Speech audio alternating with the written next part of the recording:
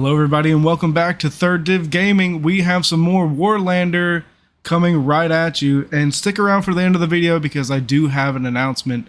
Today I'm going to be talking to you about 5 reasons why you should use Fireball in your spell set in Warlander.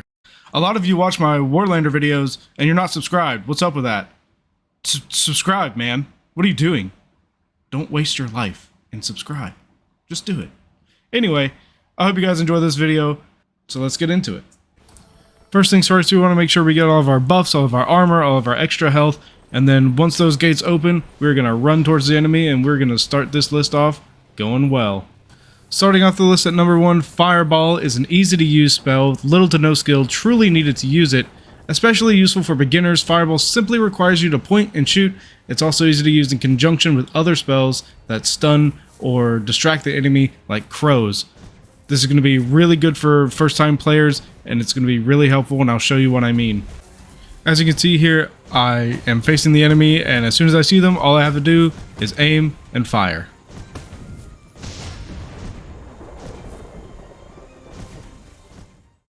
Coming up at number 2, Fireball boasts a decent rate of fire with a rating of 75, only being outclassed by Magic Arrow with a rate of 500 and Lightning Shock with a rate of 100. Although it's not the fastest spell in the West, it is a good median, especially for newer players, since you can still cast fairly quickly and feel like you're doing really well. As you can see here, the Magic Arrow is going very, very fast and has a faster reload, but it doesn't quite pack the same kind of impact punch as the Fireball. It doesn't do as much direct damage as Fireball does, which is kind of the trade-off you get with it. And the same kind of goes for Lightning Shock as well. If you're enjoying this content and it's helping you with your Warlander playthroughs, let me know down in the comments below and drop a like while you're at it so I know that I'm doing a good job of showing you what you guys want to see. Coming in at number 3, Fireball has a chance, usually on the 3rd direct hit, to set fire to an enemy, causing them to take fire damage over time. This compounding with the initial impact damage makes Fireball a very good choice for mages focusing on damage in combat over a more supportive role like using fog or crows to obscure and distract enemies, making it a very potent force to deal with. Our 4th reason kind of ties in with the burn damage over time. Fireball not only sets enemies aflame, but structures as well. From siege engines to wooden gates, you can ignite them, starting with a small, slowly spreading flame causing fire damage to the structure.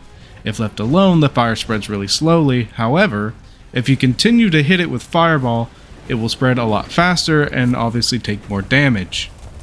Before moving on to our 5th and final reason, it's important to remember that you use all of these different reasons in conjunction with each other and in conjunction with other moves to advance and play your play style and to really be more effective. Fireball alone is not going to get you the win, but a conjunction of a bunch of other moves that you find a balance with yourself, and that's what's going to make this game really fun and really cohesive for you, and I hope you guys really enjoyed this game. So, with that being said, here's reason number 5.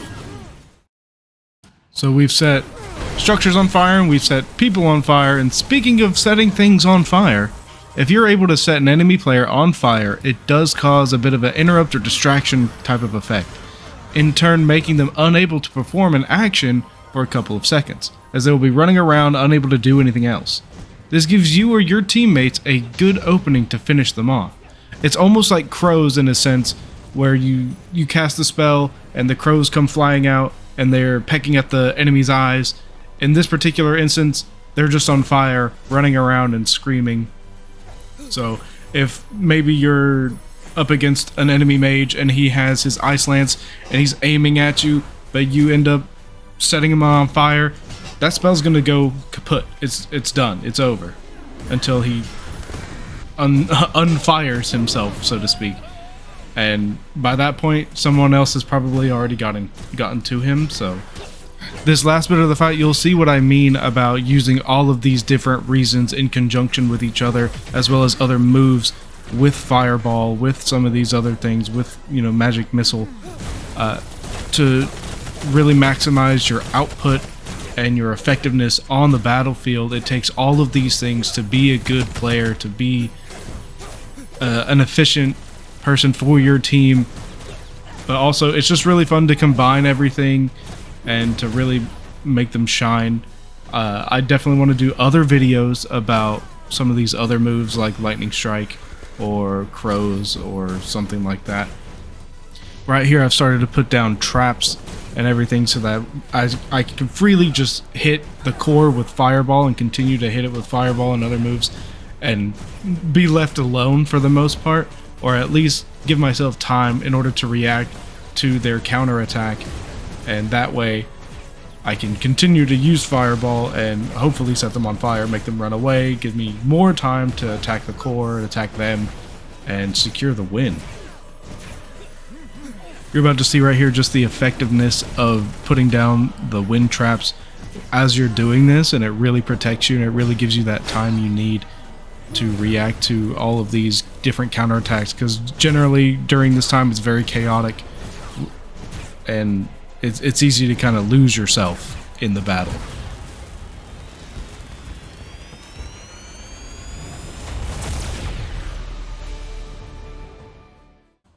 Hello everybody, you've made it to the end of the video and I have an announcement. I'll be experimenting with a streaming schedule on Wednesdays starting at 6 p.m. Japan Standard Time, since that's where I live. For those of you who may not know, that's 5 a.m.